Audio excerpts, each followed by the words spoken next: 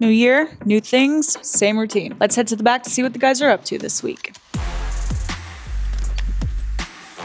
So I'm just finishing up our pull pin switches. We're taking the blanks that don't have the pinhole and adding the pinhole here. So it just drills, puts a counter bore, and then runs a ring through the switch, and then that lets you install the pin.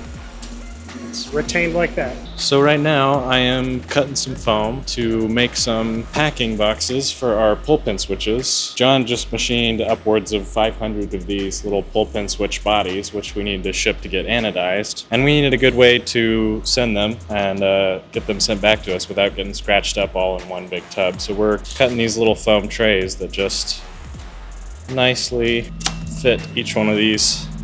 And we'll separate them with some cardboard layers, and I've got one coming out just now.